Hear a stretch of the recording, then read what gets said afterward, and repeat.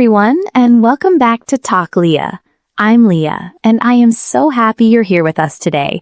Whether you're listening on your commute, at home, or at the gym, welcome. This is your English time, and we're so glad you showed up. Hey everyone, I'm Kevin, and it's so great to be here with you. Lia, can I just say, I had the funniest thing happen to me this morning. Oh no, what happened? I was trying to get my cat to move off my keyboard. I tried everything. And I thought, you know what? This is actually today's topic. I couldn't make her move. I couldn't get her to cooperate. She just sat there. That is honestly the perfect introduction, because today we are talking about 4 incredibly powerful English verbs: make, let, have, and get, and how you use them when you want someone, or apparently a cat, to do something. And these 4 verbs are ones that English learners use every single day, but they mix them up constantly. Even advanced learners sometimes freeze when choosing between them. By the end of today's episode, you'll know exactly which verb to use, when to use it, and why. You'll be able to talk about rules, permission, giving instructions, and persuading people, all naturally. Here's our question for you today. Think about a time someone made you do something you didn't want to do. Maybe your teacher, your boss, your parents. Write it in the comments. We want to hear your story. And if you're not already following Talk Lia, please do it right now. Hit that subscribe button, turn on notifications, and leave us a review if you're listening on a podcast app. It genuinely helps us reach more English learners around the world. All right, let's stop wasting time and get into it. This is going to be a good one. Okay, let's start with the first verb, and honestly, the most dramatic one: make. When you make someone do something, there is no choice involved. Zero choice. Right. It's not a request. It's not a suggestion. It's a requirement. The structure is simple. Subject plus make plus person plus base verb. No to. That's really important. You don't say make someone to do something. You say make someone do something. So, for example, my boss makes me write a report every Friday. My parents made me eat vegetables when I was a kid. The teacher made the whole class stay after school. And notice something in those examples.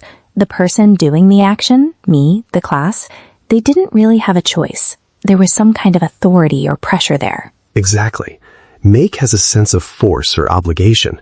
It doesn't have to be aggressive, but there's definitely pressure behind it. Here's a really everyday example. The movie made me cry. The sad music made everyone feel emotional. You can use make with feelings too, not just tasks. Oh, that's such a good point. It's not only about people forcing people. Something can make you feel a certain way. That coffee made me feel so much better. The news made her really anxious. Now, let's talk about the negative form. When you want to say the opposite, you say something like, nobody can make me do that.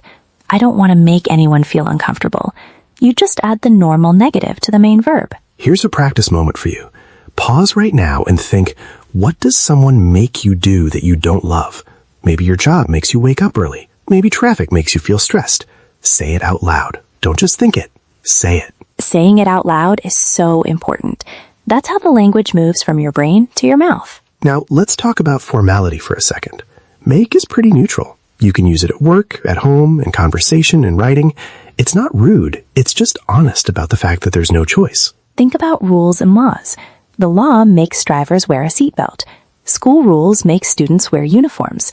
These aren't aggressive. They're just facts about obligation. So the golden rule for make: when someone has no choice, when there's pressure or obligation, when the result is a feeling or reaction, use make. Make someone do. No to in between. That's the structure.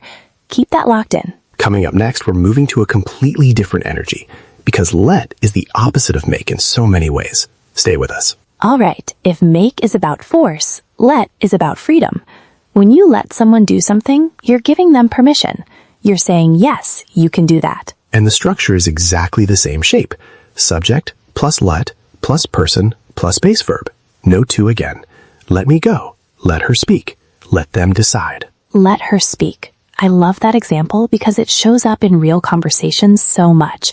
Have you ever been in a meeting where someone keeps getting interrupted? Every week of my life, honestly. And someone finally says, just let him finish. Let her make her point. That's permission and space combined. Let's do some everyday examples. My manager lets us work from home on Fridays. My parents let me stay up late on weekends when I was a kid. She let him borrow her car. Notice the feeling in those sentences. It's warm, right? It's generous. Letting someone do something means you have the power to say yes or no, and you're choosing yes. Which means let only makes sense when there's some kind of authority or ownership involved. A parent can let a child do something. A manager can let an employee do something. You can let a friend use your things. Right. You can't really let a stranger do something with your permission unless you have some kind of relationship or ownership over the situation. Now here's where it gets interesting. Compare these two sentences. My teacher made me redo the essay. My teacher let me redo the essay. Oh, those feel so different. The first one, I had no choice. I had to redo it. Maybe I didn't want to. The second one, I got a second chance. My teacher was kind. I was probably relieved. Same grammar structure, completely different feeling. That's the power of choosing the right verb. Let's talk formal versus informal for a second. In formal writing or professional situations, you might say, employees are permitted to work flexible hours. But in conversation, you just say, they let us choose our own hours. Much more natural, much more human. Let is your everyday spoken English choice for permission. Here's a practice activity for you. Think about 3 things someone lets you do. Maybe your boss, your partner, your parents, your roommate. Write them in the comments. Start each one with, my person lets me. We genuinely read your comments and we love seeing your examples. It helps us understand what's clicking for you. First, identify who has the permission power. Second, think about whether they're saying yes or no.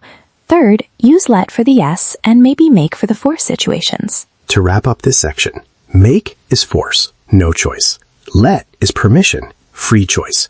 Both use the same structure, verb plus person plus base verb with no to. Keep those 2 clear in your mind because the next 2 verbs are coming in hot. Okay, we have arrived at the 2 that confuse people the most, have and get. And here's the thing, they actually mean something very similar, but the way they get there is different. Right. Both have and get are used when you arrange for someone else to do something for you. You're not doing it yourself. You're making it happen through another person. Have is more neutral and professional. Get is a bit more casual and involves a bit more effort or persuasion. Let's do the structure first. Have. Subject plus have plus person plus base verb. No to. I had my assistant send the email. She had the mechanic check the brakes. And get, subject plus get plus person plus to plus base verb. This time there is a to. That's a big difference. I got my brother to help me move. She got the manager to approve the budget. So have, no to. Get always has to. Write that down if you need to. That one tiny difference trips people up constantly. Let's use a real situation. You need your computer fixed. Option 1, you do it yourself. Option 2, you arrange for someone else to fix it. If you call IT support and they just do it, I had IT fix my computer. It happened. You arranged it. Done. If you had to convince a friend who's good with technology, hey, please help me, I'll buy you lunch. I got my friend to fix my computer. There's a bit more effort, a bit more back and forth. Here's another one. At work, she had her team prepare the presentation. Very professional, very neutral. She just arranged for it to happen. Or she got her team to stay late and finish it. That one implies she had to motivate them a bit. Maybe it wasn't their first choice. This is such a useful distinction for professional English. Have sounds efficient and smooth. Get sounds like there was a little more convincing involved. Now let's talk about everyday life. I'm getting my hair done tomorrow. Notice I'm not cutting my own hair. I've arranged for someone to do it for me. We use get for this kind of service all the time. I need to get my car washed. I should have my teeth checked. I got my nails done last weekend. These are all arrangements, things you're paying someone or asking someone else to do. Here's your interactive moment. What's one thing you need to get done this week, but someone else will do it for you? Say it out loud.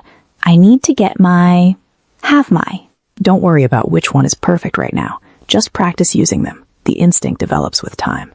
And remember, have and get are both about arranging things through others. Have is smooth and professional. Get adds a sense of effort or persuasion. Have has no to. Get always has to before the verb. Subject, verb, person, action. That's the skeleton for all 4 of our verbs today. Make, let, have, get. You're building real English sentence structure right now. Okay, let's talk about mistakes. And I want to say this first. Kevin and I both made these mistakes when we were learning. Everyone does. These are the most common ones, and we're going to fix them together. Mistake number 1. Adding to after make or let. This is the big one. People say, my boss made me to work overtime. My parents let me to go out late. Both of those are wrong. Make and let do not use to. The correct sentence is, my boss made me work overtime. My parents let me go out late. No to. It feels a bit strange at first because many other verbs in English do use to, but make and let are different. Why? Because they're causative verbs. They're already doing the work of connecting the subject to the action. The to would be redundant. Just drop it. Mistake number 2. Forgetting to after get. The opposite problem. People say, I got my friend help me move. That's missing the to. It should be, I got my friend to help me move. If you remember nothing else about get, remember the to. Get to.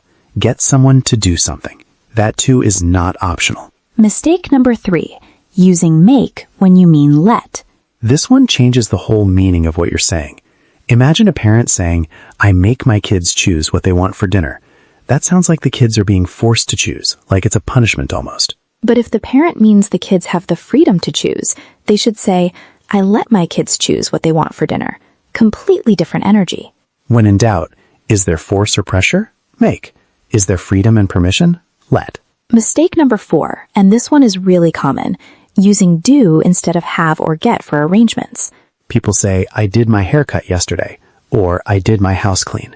These don't work in English. You need, I got my haircut yesterday. I had my house cleaned. You're using have or get to show that someone else did the action for you.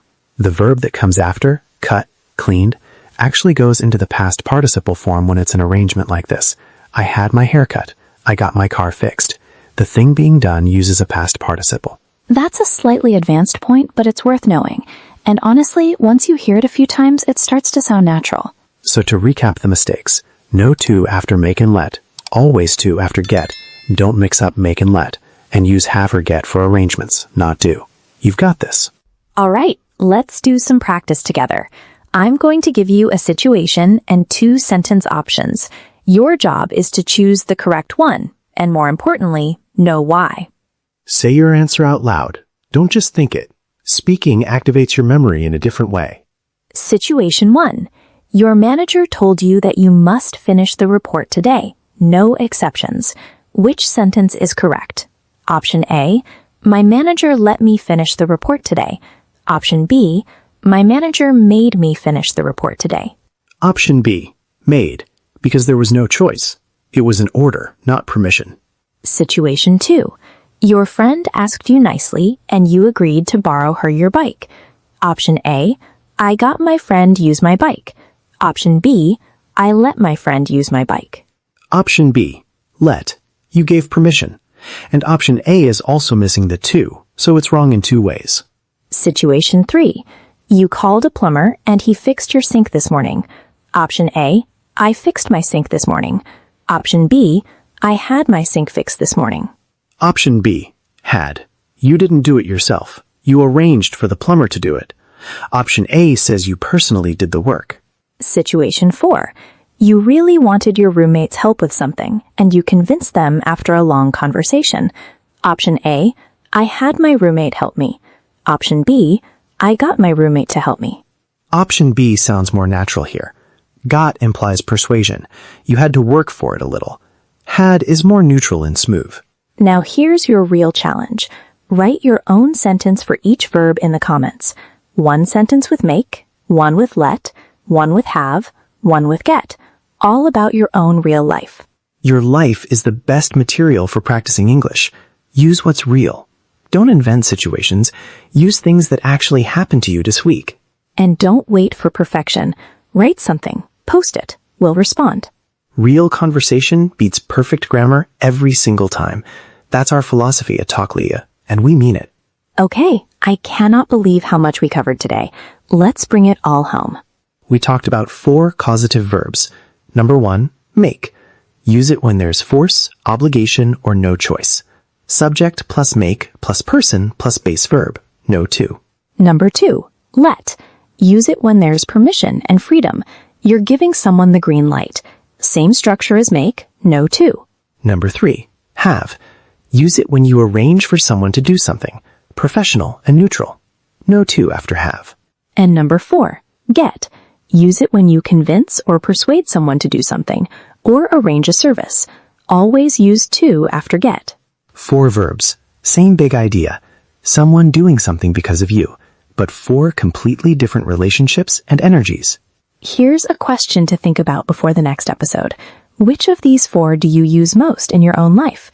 Which one do you think you'll need the most at work, at home, in conversation? Think about it and write your answer below.